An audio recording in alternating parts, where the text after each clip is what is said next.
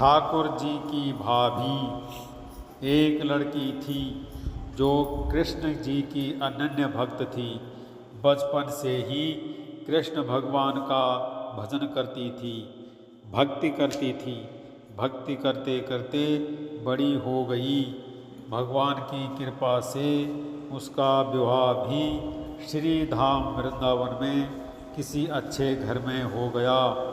विवाह होकर पहली बार वृंदावन गई, पर नई दुल्हन होने से कहीं जा न सकी और मायके चली गई।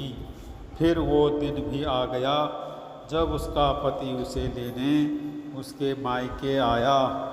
अपने पति के साथ फिर वृंदावन पहुंच गई।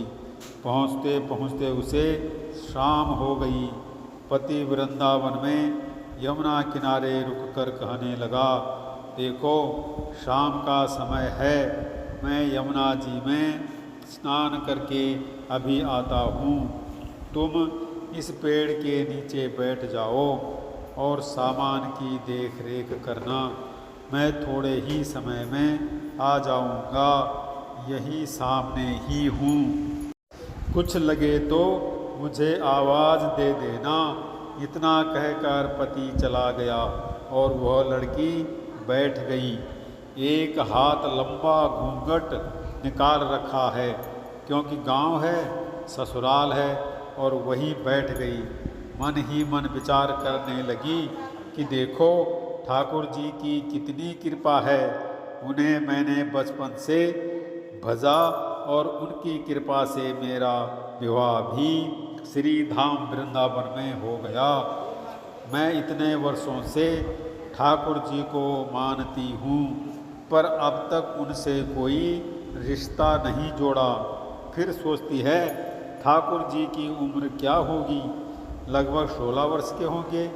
मेरे पति 20 वर्ष के हैं, तो उनसे थोड़े से छोटे हैं, इसलिए मेरे पति के छोटे भाई की तरह हुए और मेरे देवर की तरह।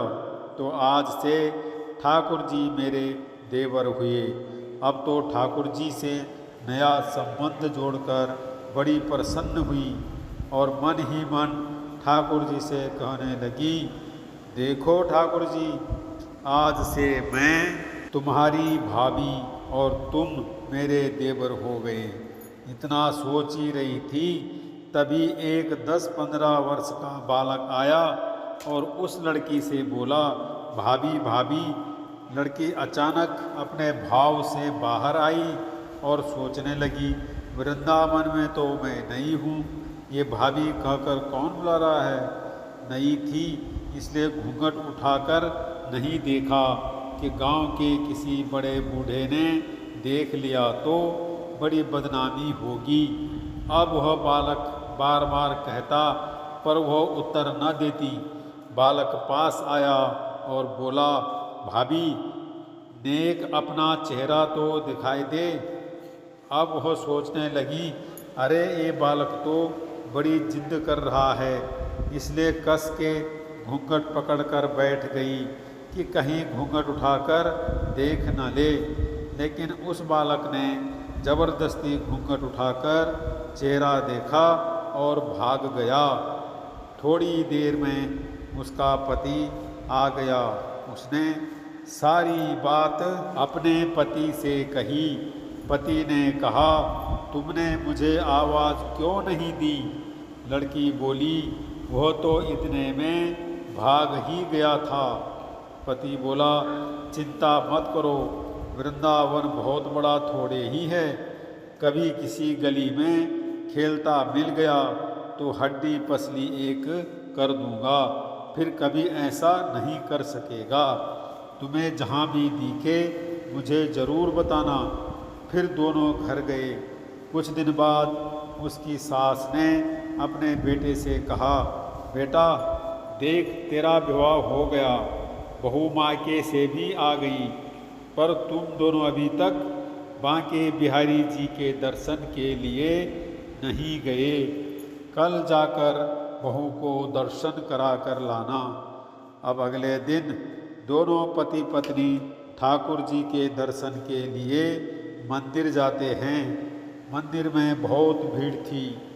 लड़का कहने लगा, देखो तुम स्त्रियों के साथ आगे जाकर दर्शन करो, मैं भी आता हूँ। अब वह आगे गई पर घूंघट नहीं उठाती। उसे डर लगता कोई बड़ा बूढ़ा देखेगा तो कहेगा, नई बहू घूंघट के बिना घूम रही है। बहुत देर हो गई। पीछे से पति ने आकर कहा, अरे बावली, बिहारी जी सामने हैं, घूंघट काहे नाई खोले? घूंघट नाई खोलेगी तो दर्शन कैसे करेगी? अब उसने अपना घूंघट उठाया और जो बांके बिहारी जी की ओर देखा तो बांके बिहारी जी की जगह वही बालक मुस्कुराता हुआ दिखा। उसे देख वह एकदम से चिल्लाने लगी, सुनिए, जल्दी आओ, जल्दी आओ। पति पीछे से भागा भागा आया। बोला, क्या हुआ? लड़की बोली, उस दिन जो मुझे भाभी भाभी कहकर भागा था वह बालक मिल गया।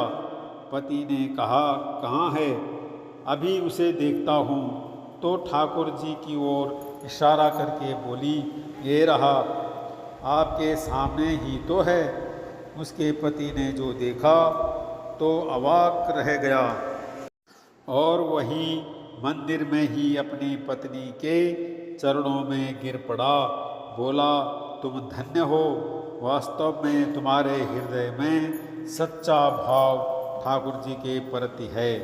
मैं इतने वर्षों से वृंदावन में हूँ, मुझे आज तक उनके दर्शन नहीं हुए और तेरा भाव इतना उच्च है कि बिहारी जी के तुझे दर्शन हुए।